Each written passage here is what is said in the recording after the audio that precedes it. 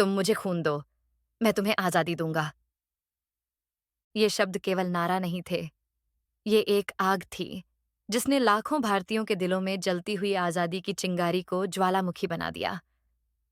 लेकिन क्या आपने कभी सोचा है, जिसे हम नेताजी कहते हैं, जिसे देश का महानायक माना जाता है, वही व्यक्ति कभी ब्रिटिश खुफिया एजेंसी MI5 की सबसे बड़ी चिंता बन गया था? नमस्ते दोस्तों, स्वागत है आपका अनफिल्टर्ड माइंड्स में, जहां हम बात करते हैं उन कहानियों की जिन पर धूल जमी है और जिनका सच आधा ही बताया गया है। आज का विषय है सुभाष चंद्र बोस, हीरो या साम्राज्य के लिए खतरा। चलिए शुरुआत करते हैं एक सस्पेंस से। क्या आप जानते हैं कि 1945 में जब टोक्यो रेडियो ने नेताजी की मौत की खबर दी, तो ब्रिटिश सरकार ने जश्न मनाया था? क्यों? क्योंकि उनके लिए सुभाष बोस एक नेता नहीं, बल्कि भारत में सबसे खतरनाक आदमी था। लेकिन ऐसा क्या था सुभाष चंद्र बोस में जो उन्हें इतना खतरनाक बना देता था? आइए परत दर परत खोलते हैं इस कहानी को, बचपन से बगावत तक। सुभाष का जन्म 1997 में कटक, उड़ीसा में हुआ। उनके पिता वकील थे, एक सम्मानित बंगाली ब्राह्मण परिवार। लेकिन बचपन से ही सुभाष सिस्टम से सवाल करने लगे थे। स्कूल में एक बार अंग्रेज टीचर ने भारतीयों को गंदा कहा। सुभाष ने उसे थप्पड़ मार दिया और यहीं से शुरू हुआ एक ऐसा सफर जो गांधी की अहिंसा से टकराता है और भगत सिंह के जोश से मेल खाता है। गांधी से मतभेद, हिटलर से संवाद। बहुत लोग नहीं जानते कि सुभाष बोस कांग्रेस के 2 बार अध्यक्ष चुने गए थे, लेकिन गांधी जी के समर्थन के बावजूद नहीं, बल्कि विरोध में। 1939 में जब उन्होंने गांधी समर्थक पट्टाभी सीतारमैया को हराया, गांधी ने कहा, Subhash's victory is my defeat. Netaji ने आजादी को तेजी से लाने की बात की। वो समय बर्बाद नहीं करना चाहते थे। उन्होंने सोचा, जब ब्रिटेन खुद दूसरे विश्व युद्ध में उलझा है, तो क्यों ना उसे उसी की चाल से हराया जाए। और यहीं से शुरू होती है एक रहस्यमयी यात्रा, यूरोप के अंडरग्राउंड रास्तों से होते हुए जर्मनी की ओर। क्या आप जानते हैं, नेताजी ने हिटलर से मुलाकात की थी।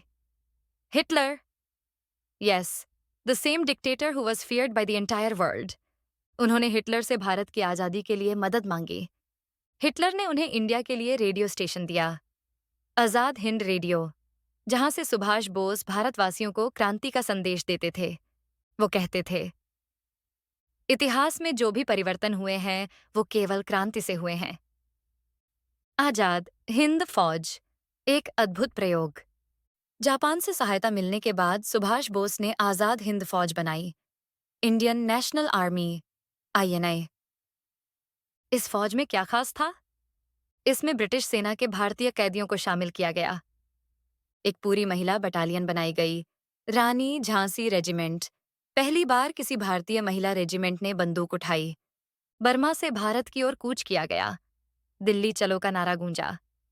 लेकिन क्या आप जानते हैं, सुभाष बोस का सपना अधूरा रह गया, क्योंकि जापान और जर्मनी ने युद्ध हार दिया और 18 अगस्त 1945 को एक रहस्यमय प्लेन क्रैश में नेताजी के मारे जाने की खबर आई। लेकिन क्या वो सच में मरे? अब ट्विस्ट सुनिए। 1946 में कांग्रेस नेताओं को गुप्त रिपोर्ट मिली कि बोस शायद सोवियत रूस में जिंदा हैं। 1966 में संसद में सवाल पूछा गया कि क्या रूस से नेताजी को वापस लाने की कोशिश की गई। 1990 में मुखर्जी कमीशन ने कहा, बोस की मौत का कोई सबूत नहीं है। क्या नेताजी सच में मरे थे, या वो कोल्ड वॉर के दौर में एक जासूसी खेल का हिस्सा बन गए थे? कोई नहीं जानता, और शायद ये भारतीय इतिहास की सबसे बड़ी अनसुलझी पहेली है। Unsung truths and facts. Subhash Bose को मरणोपरांत भारत रत्न दिया गया था, लेकिन फिर विवाद के कारण वापस ले लिया गया। उन्होंने सिंगापुर में भारत की पहली स्वतंत्र सरकार की घोषणा की थी, provisional government of free India. उन्होंने बांग्ला में जन गण मन को पहली बार आजाद भारत का राष्ट्रीय गान घोषित किया था। ब्रिटिश गवर्नर लिनलिथगो ने लिखा था, यदि बोस भारत में जापानी समर्थन के साथ प्रवेश करता है तो वह साम्राज्य की जड़ों से हिला देगा। बोस की पत्नी और बेटी की पहचान 90 के दशक तक छिपी रही। वो ऑस्ट्रिया में थीं। आखिर में वो हीरो थे या खतरा? तो अब सवाल आपसे है, क्या सुभाष बोस भारत के सबसे बड़े क्रांतिकारी थे?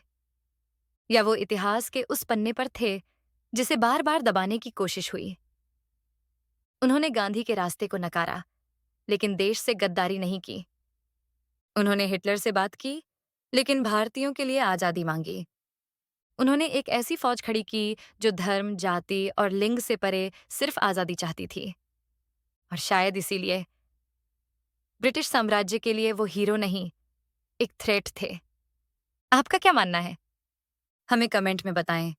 क्या सुभाष बोस को वो सम्मान मिला जो उन्हें मिलना चाहिए था? जुड़े रहिए अनफिल्टर्ड माइंड्स के साथ, क्योंकि हम आपको वो सुनाते हैं जो किताबों में नहीं लिखा।